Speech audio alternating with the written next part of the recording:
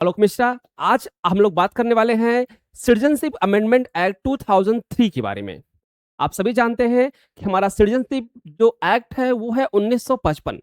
लेकिन 1955 में समय समय पर बहुत सारे संशोधन, बहुत सारे अमेंडमेंट हुए हैं। और ये अमेंडमेंट करने की आवश्यकता क्यों पड़ी या अमेंडमेंट से हमको क्या मिला, क्या नया जुड़ा, उसके बारे में हम लोग बात करने वाले हैं। तो क्या 2003 में जो अमेंडमेंट हुआ, क्या वो नागरिक के लिए कुछ अच्छा है या नागरिकता में संशोधन किया गया है, इन सभी के बारे में हम लोग जानकारी आज लेने वाले हैं। तो सिटीजनशिप अमेंडमेंट एक्ट 2003 में पूर्ण जानकारी, कंप्लीट डिटेल हम आपको शेयर करने वाले हैं। तो हमारे साथ आप बने रहिए और लाइक, सब्सक्राइब और कमेंट जरूर करते रहिए, क्योंकि आपके कमेंट के माध्यम से हमको बहुत ही इंफॉर्मेशन मिलती है। और आपका कमेंट देखकर हमें बहुत ही ऊर्जावान महसूस करता हूं कि आप लोग इस तरीके से कमेंट अपना दे रहे हो। बहुत सारे कमेंट हमारे आ रहे हैं, बहुत सारे कमेंट के माध्यम से ये इंफॉर्मेशन मैं गेदर कर पा रहा हूं और आप लोग तक ये सूचना पहुंचा पा रहा हूं। तो चलिए स्टार्ट करते हैं। सिटीजनशिप अमेंडमेंट एक्ट 2003 क्या है? देखो, हमारा जो अमेंडमेंट है, हमारा जो एक्ट है, नागरिकता अधिनियम 1955, सिटीजनशिप एक्ट 1955, 1955, ये एक मूल अधिनियम, ध्यान देना, 1955 ये एक मूल अधिनियम है। कह सकते हैं कि फर्स्ट प्राथमिक अधिनियम है, हमारा लॉ है, एक्ट है। और इसी एक्ट और अधिनियम में बार बार संशोधन किया जाता है, क्योंकि हर समय कोई नई स्थिति जनरेट होती है, कोई नई परिस्थिति जन्म लेती है, जिसको हमें जोड़ना पड़ता है। ठीक है, तो हर बार क्या किया जाता है? संशोधन किया जाता है। तो संशोधन के साथ साथ ये सारे मैटर क्या होते हैं? जुड़े जाते हैं और नए नए मैटर को लेकर आया जाता है। तो नया मैटर क्या है, क्यों जोड़ा जाता है, इसके बारे में हम लोग समझने वाले हैं। तो 2003 के अमेंडमेंट में क्या चीजें जोड़ी गई, 2003 के अमेंडमेंट से हम लोगों को क्या लाभ मिलने वाला है, और 2003 के अमेंडमेंट से क्या हमारी नागरिकता में कोई प्रभाव पड़ेगा, क्या हमारी नागरिकता को साबित करना कठिन हो गया या नागरिकता को साबित करना आसान हो गया। तो इन सभी बातों को हम समझेंगे। चलिए स्टार्ट करते हैं अमेंडमेंट एक्ट 2003। अमेंडमेंट एक्ट 2003 के बारे में हम सभी जानते हैं कि आमतौर पर लोग जो सिटीजनशिप अमेंडमेंट 2003 और अमेंडमेंट एक्ट 2019 को भ्रमित कर देते हैं। समझिए, जो अमेंडमेंट 2003 में हुआ था और जो अमेंडमेंट 2019 में हुआ था, दोनों की अपनी चीजें अलग अलग हैं। लोगों का कहना होता है कि ये दोनों चीजें सेम है, बट दोनों अपने आप में अलग अलग मैटर है। सिटीजनशिप अमेंडमेंट एक्ट 2003 और सिटीजनशिप अमेंडमेंट एक्ट 2019, ये दोनों अपने आप में अलग चीजें हैं। क्या है भैया? दो तरीके से चीजों को देखा जाता है। 2003 में जो संशोधन हुआ था वो मुख्य रूप से इनलीगल माइग्रेंट के लिए किया गया था। 2003 में ही इनलीगल माइग्रेंट की डेफिनेशन को ऐड किया गया, 2003 में ही अप्रवासी की परिभाषा को दिया गया। ठीक है, नागरिकता के पंजीकरण जैसे बात करें, national register of citizen NRC और सिटीजनशिप ऑफ इंडिया एनआरसी को भी 2003 में ही जोड़ा गया। मीन्स कि 2003 में दो पार्ट जोड़े गए। एक जोड़ा गया आपको इनलीगल माइग्रेंट, जिसे बोलते हैं अप्रवासी, और एक जोड़ा गया एनआरसी। ये दो पार्ट 2003 के अमेंडमेंट में जोड़े गए। क्लियर? अगर हम बात करें सिटीजनशिप अमेंडमेंट एक्ट 2003 की 2003 को, तो भारतीय संसद द्वारा पारित एक महत्वपूर्ण संशोधन है, जिसमें सिटीजनशिप एक्ट 1955 के कई बदलाव किए गए थे। ठीक है, संसद के द्वारा यह संशोधन किया गया और 1955 के जो भी महत्वपूर्ण अधिनियम था उसमें बहुत बड़े बदलाव किए गए। क्या किए, कब किया गया? संसद द्वारा 2003 में, राष्ट्रपति की स्वीकृति हुई 7 जनवरी 2004 में और लागू हुआ 3 दिसंबर 2004 में। ठीक है, तो 2003 संशोधन क्यों लाया गया? सबसे इंपॉर्टेंट फैक्टर यही है कि 2003 में संशोधन लाने की जरूरत क्या पड़ी। अगर हमारा 1955 का अधिनियम चल रहा था तो 2003 में लाने की जरूरत क्या पड़ी? तो समझिए, सरकार के अनुसार इसके प्रमुख उद्देश्य इस प्रकार हैं। पहला, कि अवैध प्रवासी इनलीगल माइग्रेंट पर नियंत्रण करना। 2003 का सबसे महत्वपूर्ण जो मुद्दा था वो था प्रवासियों को नियंत्रण करना, इनलीगल माइग्रेंट को नियंत्रित करना। क्योंकि इनलीगल माइग्रेंट की डेफिनेशन 2003 के अमेंडमेंट में ही जोड़ी गई। उसके बाद बात करें राष्ट्रीय सुरक्षा को मजबूत करना, नागरिकों का सही रिकॉर्ड तैयार करना और नागरिकता प्राप्त करने की प्रक्रिया को स्पष्ट करना। 2003 में जोड़ा गया कि नागरिकता की प्राप्त करने की प्रक्रिया को स्पष्ट किया जाए और आसान किया जाए। विदेशों में रहने वाले भारतीय मूल के लिए व्यवस्था बनाना। नेक्स्ट बात करें कि इनलीगल माइग्रेंट की परिभाषा क्या है। तो 2003 के संशोधन में इनलीगल की माइग्रेंट की स्पष्ट परिभाषा दी गई। क्या है भैया? इनलीगल माइग्रेंट कौन है? इनलीगल माइग्रेंट कौन है अधिनियम 2003 के आधार पर? पहला है कि जो बिना वैध पासपोर्ट और वीजा के भारत में प्रवेश कर रहा है या प्रवेश कर रहे हैं या कर लिया है, या वैध वीजा से आया हो लेकिन वीजा समाप्त होने के बाद भी भारत में रह रहा हो, ऐसा व्यक्ति क्या है? इनलीगल माइग्रेंट है, अप्रवासी माना जाएगा। क्लियर? अब ऐसा व्यक्ति जो प्रभाव क्या पड़ेगा? तो भारतीय नागरिकता के लिए वो आवेदन नहीं कर सकता। अगर इस कंडीशन में वो आया है तो वो भारतीय नागरिकता के लिए आवेदन नहीं कर सकता, रजिस्ट्रेशन द्वारा भी नागरिकता नहीं ले सकता और न्यूट्रेशन द्वारा भी नागरिकता नहीं ले सकता। तो अगर कोई भी व्यक्ति अवैध तरीके से भारत में आ गया है, अवैध तरीके से भारत में रह रहा है, या वीजा के द्वारा, पासपोर्ट के द्वारा भारत में आया था और टाइम पीरियड खत्म होने के बाद भी भारत में रह रहा है, तो इस केस में वह नागरिकता के लिए अप्लाई नहीं कर सकता किसी भी कंडीशन में। बात आती है कि भैया नागरिकता की जो कंडीशन थी जन्म के आधार पर, जन्म से नागरिकता, सिटीजन बाई बर्थ, इसमें संशोधन किया गया। सबसे बड़ा परिवर्तन सेक्शन 3 में किया गया, जन्म से नागरिकता। मतलब कि अगर आपका यहाँ पे भारत में जन्म हुआ है तो पहले 1955 में था कि अगर आपका भारत में जन्म हुआ है तो आप नागरिकता के लिए अप्लाई कर सकते हैं, आप भारत के नागरिक माने जा सकते हैं।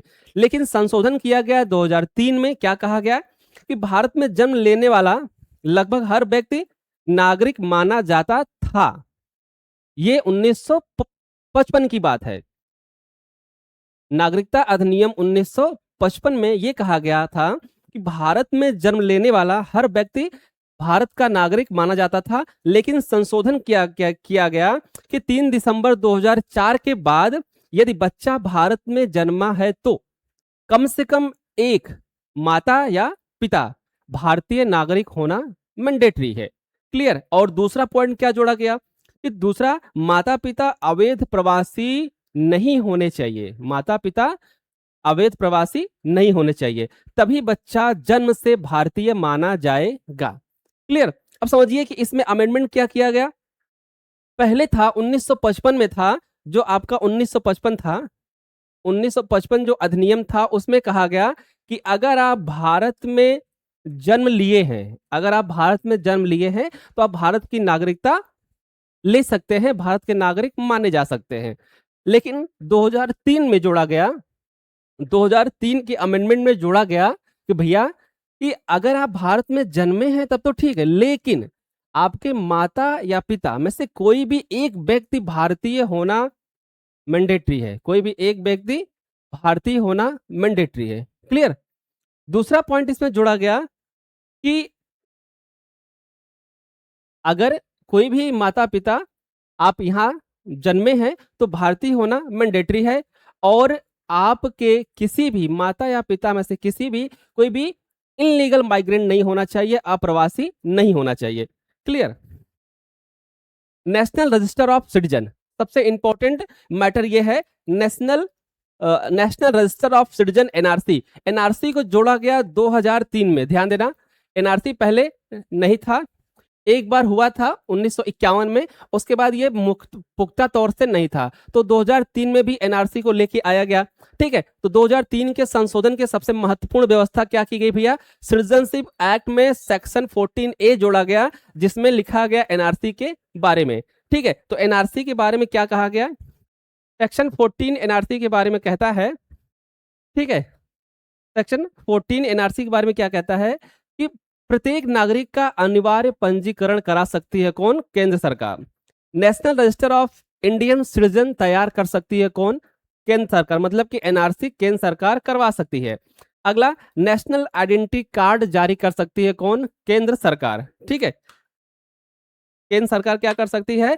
नेशनल आइडेंटिटी कार्ड जारी कर सकती है। ओके, इसके बाद अगर इसके उद्देश्य की बात करें कि एक्चुअल में अमेंडमेंट क्यों किया गया, तो अमेंडमेंट किया गया वास्तविक भारतीय नागरिकों की पहचान करने के लिए, अवैध प्रवासियों की पहचान करने के लिए और राष्ट्रीय सुरक्षा को बनाए रखने के लिए। नेशनल आइडेंटिटी कार्ड सबसे इंपॉर्टेंट चीज है। अगर गवर्नमेंट ये इश्यू कर दे तो पूरा फंडा खत्म हो जाए, पूरा जितना भी बवाल है वो खत्म हो जाए। 2003 के अमेंडमेंट में ये लिखा गया कि केंद्र सरकार सिटीजनशिप आइडेंटिटी कार्ड इशू कर सकती है, नागरिकता के पहचान का एक आई कार्ड इशू कर सकती है। 2003 के संशोधन के अनुसार केंद्र सरकार नागरिकों को नेशनल आइडेंटिटी कार्ड जारी कर सकती है, बट अभी हुआ नहीं है। क्लियर? सिटीजनशिप रूल 2003 कहता है कि एनआरसी कैसे बनेगा। इन्हें बताया गया कि एनआरसी कैसे बनेगा, लोकल रजिस्टर कौन बनाएगा, दस्तावेज कैसे जांचे जाएंगे और नागरिकता का सत्यापन कैसे किया जाएगा। ठीक है, इन सभी के बारे में बताया गया। लेकिन citizen by registration, citizenship by registration मतलब कि पंजीकरण के आधार पर जो नागरिकता लिया गया उसमें भी संशोधन किया गया। क्या? 2003 के संशोधन के बाद इन लीगल माइग्रेंट रजिस्ट्रेशन द्वारा नागरिकता नहीं ले सकता। बात समझ आई? पहले 1955 में था, 1955 वाले अधिनियम में था कि अगर आप भारत की नागरिकता लेना चाहते हो तो आप रजिस्ट्रेशन पंजीकरण के माध्यम से भारत की नागरिकता ले सकते हो। क्लियर? लेकिन 2003 के अमेंडमेंट में कहा गया कि जो इनलीगल माइग्रेंट है, जो अप्रवासी है, वो रजिस्ट्रेशन के आधार पर भी नागरिकता नहीं ले सकता। ठीक है, सिटीजनशिप बाई न्यूट्रिलेशन, देशीकरण के आधार पर, तो वो देशीकरण के आधार पर भी नेशनल रजिस्टर बनाना, नागरिकों का रजिस्ट्रेशन करा, आइडेंटिटी कार्ड। ठीक है, तो अगर इनलीगल माइग्रेंट है तो वो नागरिकता पाने के लिए इनलीगल माइग्रेंट अयोग्य होगा, वो नेशनलिटी नहीं ले सकता। ठीक है, 2003 के संशोधन और एनआरसी, 2003 के संशोधन और एनआरसी में कुछ चीजें बहुत है। बहुत लोग मानते हैं कि एनआरसी केवल असम में है, यह सही नहीं है, क्योंकि 2003 के संशोधन में पूरे भारत के लिए आधार बनाया गया था। जब 2003 में संशोधन हुआ था कि भैया एनआरसी को जोड़ा जा रहा है, तो जो जोड़ा गया था वो पूरे देश के लिए जोड़ा गया था, ना कि असम के लिए जोड़ा गया था। ठीक है, बट असम में कराया जा रहा है, वो अपना एक अलग फंडा है, लेकिन ये पूरे देश में लागू किया जा सकता है, ये केंद्र सरकार के ऊपर डिसाइड करता है।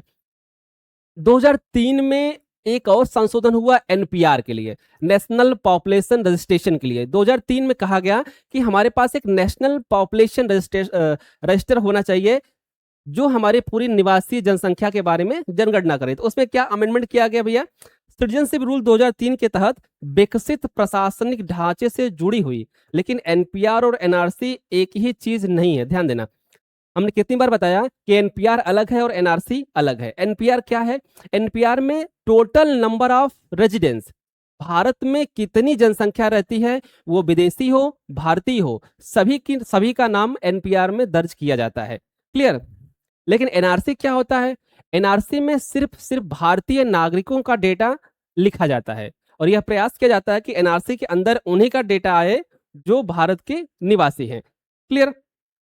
अब अगर बात करें संशोधन की, 1986 का संशोधन हुआ, 1992 का संशोधन हुआ, 2003 का संशोधन हुआ और 2019 का संशोधन हुआ। इन सारे संशोधनों में अंतर क्या है समझिए।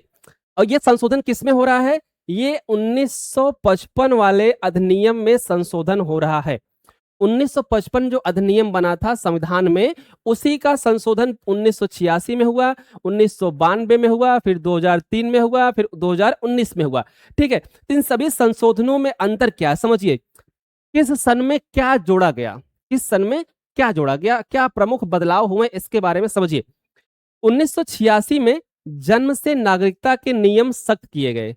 जब 1986 का अमेंडमेंट हुआ तो उसमें जन्म के आधार पर नागरिकता देने की जो बातें थी उसमें बहुत सारे नियम कड़े जोड़ दिए गए। ठीक है, जैसे वंशानुक्रम के आधार पे, फिर हम वंश के आधार पर जानकारी इकट्ठा करेंगे कि आप तो यहाँ जन्म लिए हो भारत में, लेकिन आपके वंशज कहाँ के हैं, आपकी पीढ़ियां कहाँ की है, वो रिसर्च करने के बाद फिर आपको नागरिकता दी जाएगी। ठीक है, तो 1986 में ये जोड़ा गया।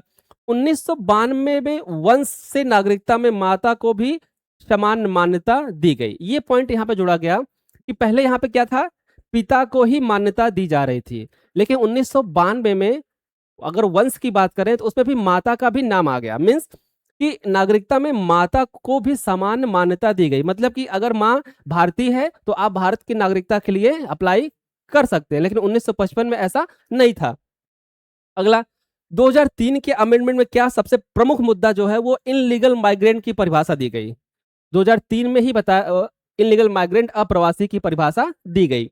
सेक्शन 14A एनआरसी का कानूनी आधार बनाया गया, ओसीआई का अवधारणा बनाया गया। ठीक है, और इसमें 2019 में क्या किया गया भैया, 2019 का सबसे अमेंडमेंट जो किया गया उसमें सीएए का अमेंडमेंट किया गया। सीएए का अमेंडमेंट किया गया, क्या है, सिटीजनशिप अमेंडमेंट एक्ट। इसमें क्या कहा गया कि पाकिस्तान, बांग्लादेश और अफगानिस्तान से आए कुछ धार्मिक अल्पसंख्यकों के लिए नागरिकता पात्रता में विशेष प्रावधान कुछ शर्तों के सहित दिया गया। ठीक है, तो ये अंतर है। ये क्या है, अंतर है। अभी तक जितने भी अमेंडमेंट किए गए हैं 1955 में नागरिकता अधिनियम में, ये सारे अमेंडमेंट इतने हैं। मतलब कि 1986 में अमेंडमेंट किया गया, 1992 में किया गया, 2003 में किया गया, फिर 2019 में किया गया।